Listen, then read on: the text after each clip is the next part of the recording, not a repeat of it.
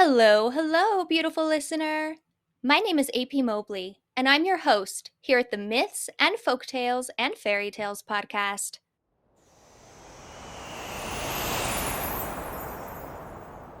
I'm also the author of dark fantasy inspired by mythology, so if you ever wanted to check out my books, I'd really appreciate it. Aladdin and the Wonderful Lamp is a fairy or folktale from a collection of Middle Eastern stories that's usually either called the Arabian Nights or 1001 Nights. The copy I have here is called The Arabian Nights, and it's the English translation by Sir Richard Burton. Anyway, I think I'd better note that the story of Aladdin wasn't originally in The Arabian Nights. It was added by Antoine Golland. Hopefully I didn't butcher that.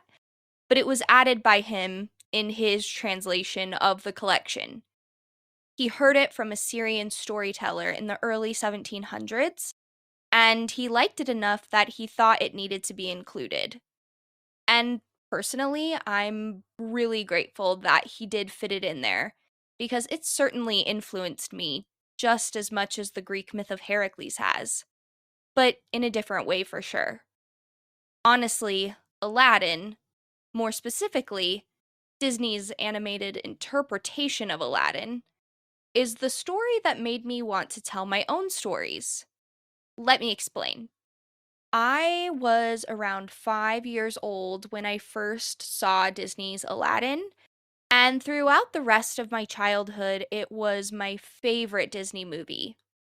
Now that I've gotten older, Hercules has taken that spot in my heart, but that doesn't change the fact that while I was in elementary school, I watched Aladdin and the Aladdin TV series and any other content related to the movie, like, all the time.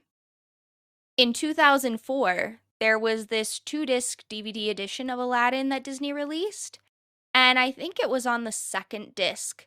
But there was this fairly long documentary about how the film was made, plus a bunch of other bonus content like games and deleted scenes and developmental artwork. But what really fascinated me was that documentary about how the film was made. It's called A Diamond in the Rough: The Making of Aladdin, and it's on YouTube now. I found it. So I'll link it in the description if you'd like to check it out yourself. But I'm pretty sure I watched that documentary as much, if not even more, than the actual movie. And after seeing the documentary, that's when I really started to want to tell my own stories. At first, I dreamed about being a Disney animator, which obviously didn't happen. And I'm grateful for that, because as much as I love to draw, I'm more of a writer than an artist. Plus, the 2D animation studios got shut down.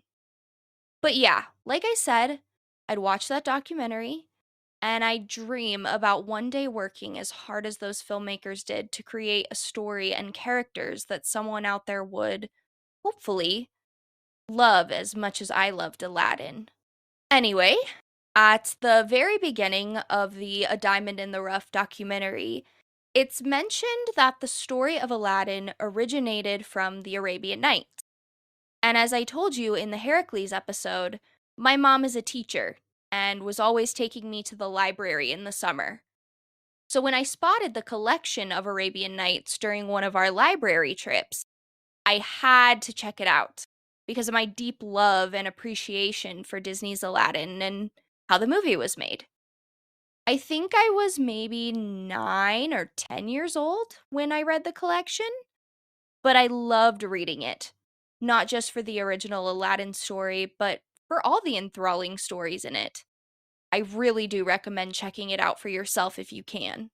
Without further ado, let's get into the story of Aladdin and the Wonderful Lamp. Our story starts in China. Yes, the character of Aladdin in the Arabian Nights lives in China, not Agrabah. And he's the son of a tailor. And Aladdin is not the best kid. The narrator literally describes him as a ne'er do well and a scapegrace. So basically, he's lazy, irresponsible, and up to no good. His father tries to teach him the family trade, but he just messes around with the other scapegraces of the neighborhood, and he refuses to learn any other trade as well. This stresses out his father so much that it kills him. Yes, Aladdin's father actually dies because Aladdin is so lazy and such a disappointment. With Aladdin's father gone, his mother has to start working to keep things up and running. But she quickly sees that Aladdin is a good for nothing at all. Those aren't my words, those are the narrator's words. So she sells the family shop and everything in it and starts spinning cotton yarn so that she and Aladdin can eat. And Aladdin doesn't help her out or anything. He just keeps up with his regular shenanigans and doesn't even see his mom unless he's hungry. And one day, while he's out messing around in the streets, this stranger, who the narrator tells us is a Moroccan magician and astrologist, comes up to him, and the magician's like, "Oh my gosh, are you the son of Mustafa, the tailor?" And Aladdin's like, "Yup, but he died a while back." And the magician just falls into hysterics. He's so upset. He's sobbing and hugging Aladdin, and Aladdin's like, "Dude, who are you? How do you know my father?" And the magician explains that he's Aladdin's uncle, Mustafa's brother, and that he left the country to go journeying before Mustafa was married. And he wanted to see Mustafa and tell him about his travels now that he was home. But obviously, he can't do that because his brother is dead. So he opts for bonding with Aladdin and Aladdin's mom instead. Before the magician ever comes over to their house, though, Aladdin goes to his mom and he's like, "Mom, I have the best news. I just met my uncle." And she's like, "Are you joking? You had an uncle, but he's dead." And Aladdin's like, "No, trust me. This guy is my uncle. For real." The next day, the magician gives Aladdin money so that Aladdin's mom can buy some quality food and make them a great dinner. And they all end up having dinner together. The magician asks Aladdin if Aladdin has a trade, if he's supporting himself and his mother. And Aladdin, for once, is actually ashamed at the fact that he has been such a garbage human all his life. He hangs his head, and his mom goes on and on about how he's a lazy good for nothing. And the magician is like, "Man, I'm so disappointed. We either need to get you into a trade that you enjoy, or I'll just have to set you up with your very own merchant store." Aladdin really likes the idea of a merchant store because he knows that those people live the high life. And the magician sees the excitement of Aladdin's reaction to the idea and tells him that tomorrow they'll get going on making Aladdin a respectable gentleman and start the process of opening him a store. Aladdin's mother is convinced at this point that the magician is Aladdin's uncle. She had her doubts before, but now that she sees how much the guy is willing to do for Aladdin, she's like, okay, he's the real deal. The next day, the magician gets Aladdin all cleaned and dressed up, and they go to see some gardens in town, and they have a good time. But then the magician takes Aladdin out of town. He nearly takes him to the mountains, and Aladdin starts to get pretty tired because it's been a long day. Finally, they reach two mountains split by a valley, and they stop there.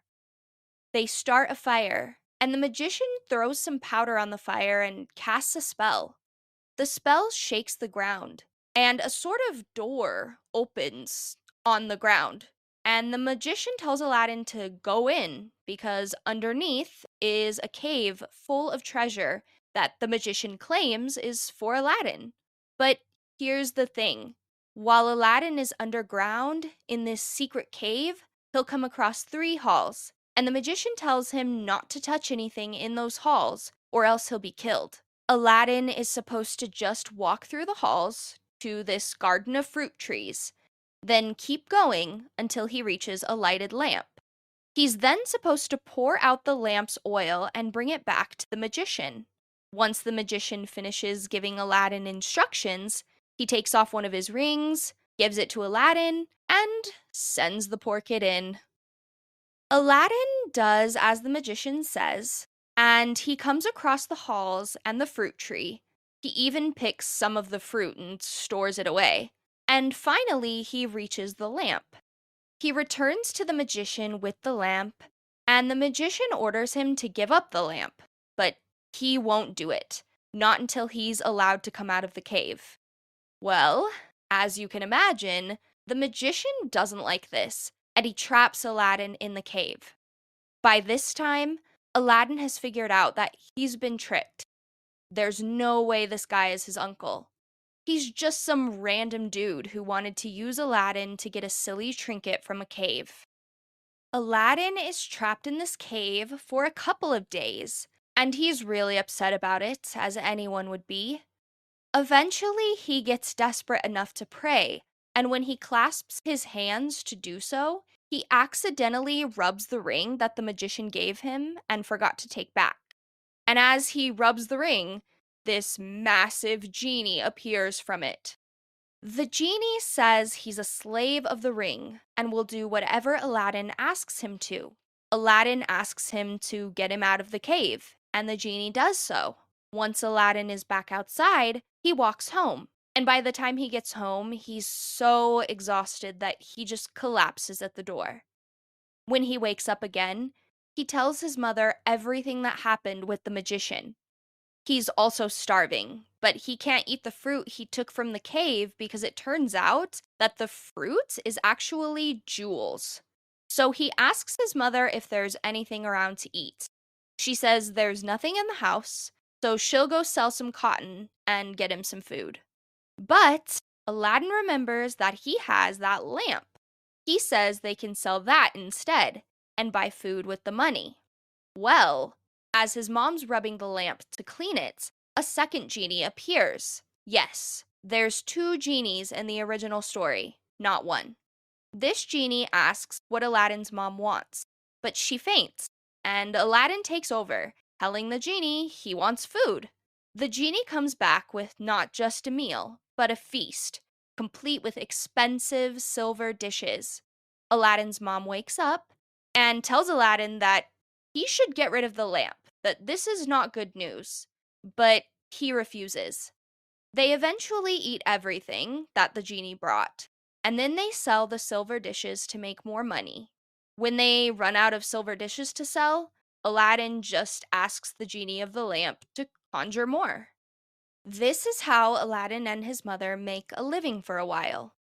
Years pass, and one day, the Sultan orders everyone in town to close their shutters because his daughter, the princess, needs to go to and from the bath, and he doesn't want anyone to see her face. She usually has a veil on. Well, Aladdin, that mangy scapegrace, he peeps on the princess, and he thinks she's so beautiful that it's just love at first sight. He tells his mother he needs to marry the princess, and his mom thinks this is hilarious. Her son, the good-for-nothing, marrying a princess? Yeah, right. But Aladdin is serious about it, so his mother takes those jewels from the cave, you know, the ones Aladdin thought were fruit, and puts them in a napkin. She presents the jewels to the Sultan and tells him about Aladdin's love for the princess, how he wants to marry her, and the Sultan doesn't want to refuse because apparently the jewels are a good enough payment for his daughter's hand in marriage. But the royal vizier wants the princess to marry his own son, so he begs the Sultan to wait on the marriage so that he and his son can come up with a higher payment. The Sultan agrees to the royal vizier's proposal, and he tells Aladdin's mother that he's not opposed to his daughter marrying Aladdin, but that they need to wait 3 months. 2 months pass, and all of a sudden, everyone in town is talking about how the princess is going to marry the royal vizier's son that very day. Aladdin doesn't appreciate this because, in his eyes, the Sultan broke a promise. So he calls on the genie of the lamp, and he tells the genie to bring the princess and her new husband to him that night. The genie follows Aladdin's instructions, and that night, he transports the two of them in their bed to Aladdin, and Aladdin tells the genie to put the royal vizier's son outside while Aladdin and the princess sleep. The princess is completely terrified, though, and Aladdin's just like, "Don't worry, I'm your real husband. I won't hurt you, and we'll get married after this is all over." And then he just falls asleep. The princess is totally scared the rest of the night because, you know, she and her actual husband have been kidnapped. In the morning, the genie returns the royal vizier's son to the bed and transports him and the princess back to the sultan's palace. Aladdin has the genie do the same thing for another night, and the next morning, after the princess and the royal vizier's son tell the sultan about what's been going on and how scared they are, their marriage is annulled. Another month passes, and Aladdin has his mom go remind the sultan about their agreement. The royal vizier encourages the sultan to demand much more from Aladdin, though, more than they believe he can deliver. So the sultan asks for 40 basins of gems and 80 slaves in exchange for the hand of the princess. This isn't a problem for Aladdin, though, because he's got the genie of the lamp. He summons the genie and asks for the gems and the slaves, and he sends them to the sultan. And the sultan's like, "Okay, you got everything I asked for. Please come over here and marry my daughter." Aladdin makes a show of meeting his future father in law. He dresses nice and gets a fancy horse and has more slaves attending him, and the Sultan welcomes him into the palace. The Sultan even says that Aladdin and the princess can be married that day. But Aladdin's like, "Nah, I need to build the princess a palace first." So he leaves, summons the genie of the lamp, and asks the genie to build the most magnificent palace for the princess. The next day, boom! Aladdin has a palace ready for the princess. The princess falls for him despite all the crap he pulled earlier, and they get married. The Sultan is overjoyed to have Aladdin as his son in law, but the royal vizier definitely knows something is up. He tells the Sultan that Aladdin must be using magic to impress everyone. However, no one listens to the vizier, including the Sultan. They all love Aladdin too much. People love Aladdin so dearly that word about him spreads across the world. Remember that mean old magician who pretended to be Aladdin's uncle and locked him in a cave? Even that guy hears about Aladdin, and he gets super angry when he learns that Aladdin is doing so well. He knows it can only be because of the genie of the lamp. So he decides that he's going to travel to China, steal the lamp, and ruin Aladdin's life. By the time the magician reaches China, Aladdin is actually on a hunting trip, and the magician goes to Aladdin's palace and tricks the princess into giving him the lamp. That evening, he rubs it, and when the genie appears, he demands that the princess and Aladdin's palace be transported all the way back to his home country. That morning, when the Sultan sees that his daughter and Aladdin's palace are gone, he sends some men out to capture Aladdin. The men do as the Sultan says, obviously, and they bring Aladdin back to the palace. And the Sultan is like, "Hey, where's my daughter? What did you do with her?" Obviously, Aladdin has no idea where she's gone, and the Sultan gives him 40 days to find her, or else he'll be executed.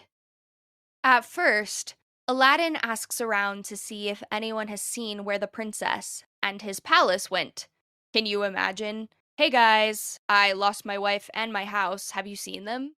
But no one knows where they've gone, because they vanished into thin air, basically. A couple of days go by like this, and Aladdin has no luck, so he falls down in prayer.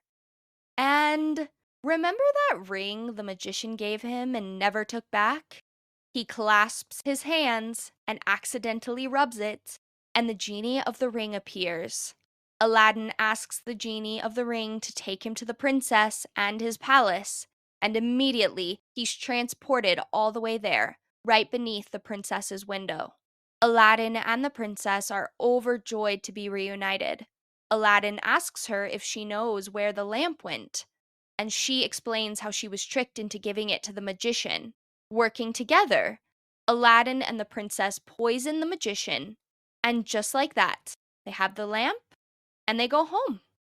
But wait, did you think this was the moment when I say that Aladdin and the princess live happily ever after? Because they don't. Not yet. The story isn't over. The magician has an evil younger brother. He comes to Aladdin's town and he actually murders a holy woman there and disguises himself as her with her clothes and stuff so that he can sneak into Aladdin's palace and talk to the princess while Aladdin is on another hunting trip. So while the magician's brother is in Aladdin's palace, disguised as the holy woman, the princess gives him a tour. And he says that it's really a beautiful place, but that it would be even more beautiful if they had a roc's egg hanging in one of the halls. In case you didn't know, a roc is a humongous bird in Middle Eastern folklore. Apparently, rocs are so big that they can carry an elephant in their talons. So, not a creature you want to mess with. Anywho, what the magician's brother says about the roc's egg gets stuck in the princess's head. Aladdin comes back from his hunting trip, and she asks if they can get one for the hall. And of course, Aladdin has his lamp. So he's like, anything you want, I'll get it for you, my love. He retrieves the lamp, rubs it, and asks the genie of the lamp for a roc's egg. But this is too much for the genie. He snaps on Aladdin for asking for so much, and he says that he won't get a roc's egg because rocks are too powerful to mess with. He also spills the beans about why the princess is asking for one. He reveals that the magician's younger brother murdered the holy woman and is pretending to be her so he can avenge the magician's death and kill Aladdin. The genie of the lamp vanishes, but Aladdin has one last trick up his sleeve, and it doesn't involve any more magic or genies, just his own wits. He tells the princess he has a headache and requests that the holy woman come and look at him. And when the magician's brother comes to help him instead of the holy woman, confirming what the genie told him, he grabs a knife and stabs the guy in the heart. Okay, this is when I say Aladdin and the princess live happily ever after. Aladdin even becomes sultan after his father in law passes away. Talk about the ultimate rags to riches fantasy, huh? Before I go, I thought I'd let you know that if you're interested in reading my newsletter exclusive novella, Wrath of Persephone, the link to download it is in this episode's description. If you want more myths, folktales, and fairy tales, I've also included the link to my Myths, Folktales, and Fairy Tales Galore blog in the description. Thank you so much for listening, and stay tuned for the third story that shaped me, The Myth of the First Egyptian Mummy. I'll see you next time.